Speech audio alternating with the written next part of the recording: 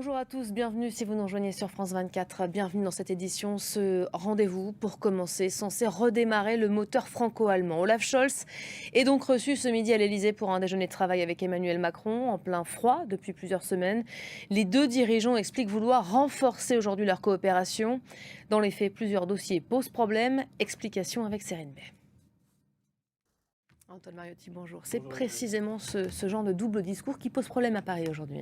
Exactement, parce que vous avez, la fameuse souveraineté européenne qu'avait évoquée, Emmanuel Macron et ça a été bien pris d'ailleurs du côté des Français. Olaf Scholz a repris cette expression. Merci beaucoup Antoine pour le décryptage. Eux se sont émancipés déjà depuis un certain temps. On vous parle des Britanniques et de cette journée qui sera aussi celle de l'épreuve du feu pour Rishi Sunak, le tout nouveau chef du gouvernement.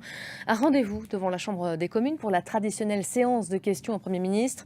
Premier test dans le contexte de crise que l'on connaît et alors que l'opposition, travailliste au plus haut dans les sondages, ne cesse de réclamer des élections anticipées. Laura Roudot. Voilà, Rishi Sunak qui a réaffirmé hier le soutien inébranlable du Royaume-Uni à Kiev. L'Ukraine doit, dit-il, gagner la guerre. Sur le front sud, une importante bataille se prépare à Kherson. Russes et Ukrainiens vont se livrer la plus rude des batailles.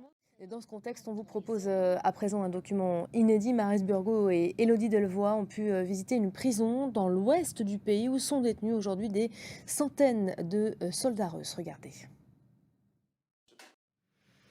Et à présent, la fin de la période de deuil en Iran, cela fait tout juste 40 jours que le décès de Mahsa Amini a été annoncé, presque autant que le pays exprime sa douleur et sa colère. Hier encore, la tension restait forte, notamment dans les universités du pays où l'on reste mobilisé contre le régime.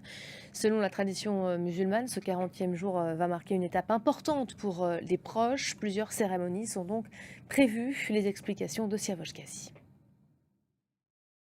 Voilà, c'est la fin de ce journal. Merci à vous de l'avoir suivi. Restez à nos côtés, d'autres infos à suivre tout de suite sur nos antennes. L'information qui se poursuit également sur notre site internet, toujours la même adresse, www.france24.com. À tout à l'heure.